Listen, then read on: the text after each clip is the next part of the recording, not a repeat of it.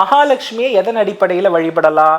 மகாலட்சுமினா அஷ்டலட்சுமிகள் ஒன்றாகிய ஸ்வரூபம் மகாலட்சுமி. இப்ப நமக்கு தேவை என்ன இருக்கிறது?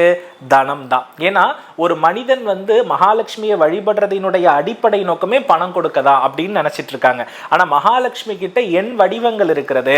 ஆனா அவள்கிட்ட நாம விரும்புறது தனலட்சுமி வடிவம் தான். அப்ப தனலட்சுமி வடிவம் உங்களுக்கு வேணும்னா ஒரு வெள்ளி கிண்ணம், வாயகன்ற கிண்ணம் நீங்க வாங்கிக்கணும். அந்த வாயகன்ற கிண்ணத்துல நீங்க என்ன பண்ணணும்னா ஒரு சோழி, ஒரு முத்து, ஒரு கோமதி சக்கரம் இதை முதல்ல போட்டுட்டு அதுல 5 ரூபாய் 10 ரூபாய் சில்லறை நாணயம் இருக்கும். என்ன பொறுத்தளவுல 5 ரூபாய் சில்லறை நாணயம் நல்லது. அந்த 5 ரூபாய் சில்லறை நாணயத்தை குவித்து வைத்து அந்த கிண்ணத்தை நீங்க என்ன பண்ணணும் அப்படின்னா ஒரு தாமரை பூ இதழ்களை விரித்து அதன் நடுவே வைத்து நாம என்ன செய்யணும்னா மலர்ந்த குண்டு மல்லிகை, நீங்க நல்லா கவனிச்சு பார்த்தீங்கன்னா தெரியும், அந்த அடுக்கு மல்லிகை அப்படின்னு சொல்ற விஷயத்தை நீங்க கவனிச்சீங்கன்னா குபேரனுடைய வயிறு அடுக்கு மல்லி ரெண்டையும் நீங்க கனெக்ட் பண்ணி பாருங்க, ஒரே மாதிரியே இருக்கிற மாதிரி இருக்கும். மாதுளை பூவினுடைய அந்த மொட்டு குபேரனுடைய வயிறு ரெண்டையும் கனெக்ட் பண்ணி பாருங்க, ஒரே மாதிரியே இருக்கிற மாதிரி இருக்கும். ஸோ இந்த அடுக்கு மல்லிகை மாதுளை பழத்தினுடைய அந்த மலர், இதை கொண்டு நீங்க என்ன பண்ணலாம்னா அர்ச்சனை செய்யலாம். இல்லை உங்களுக்கு என்ன மறி கொழுந்து இருக்கிறதா, வாசனை செண்பகப்பூ இருக்கிறதா, தாமரை பூவே இருக்கிறதா, என்ன வாசனை மலர்களை வேணாலும் துளசி முதற்கொண்டு வில்வம் முதற்கொண்டு பயன்படுத்திக்கலாம். நான் சொல்றது உடனடியாக ஆகர்ஷணம் ஆகிறதுக்கு.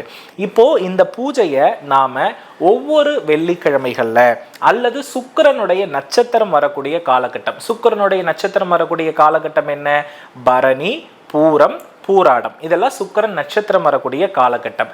அதுவும் இல்லையா ஒவ்வொரு நாளினுடைய சுக்கிரஹோரை, அதுவும் இல்லையா பௌர்ணமி தினம், அதுவும் இல்லை அப்படின்னா உத்திரட்டாதி நட்சத்திரம், பூரட்டாதி நட்சத்திரம், அனுஷ நட்சத்திரம், இது எல்லா லக்ஷ்மியினுடைய பிளஸ்ஸிங்ஸ் நிறைந்த நாள். இதுல உங்களுக்கு எது கம்ஃபர்டான நாளா இருக்கிறதோ அந்த நாள்ல நீங்க சுக்கிரஹோரையா பார்த்து இந்த மாதிரி நாம நாணயத்தின் வடிவி அம்பிகையை எழுந்தருளல் பண்ணி மகாலட்சுமி அஷ்டகத்தினுடைய வச்சுட்டு நம்ம மாதுளை பூ வச்சிருப்போம், அடுக்கு மல்லி வச்சிருப்போம், அதை கொண்டு அர்ச்சிக்க வேண்டும்.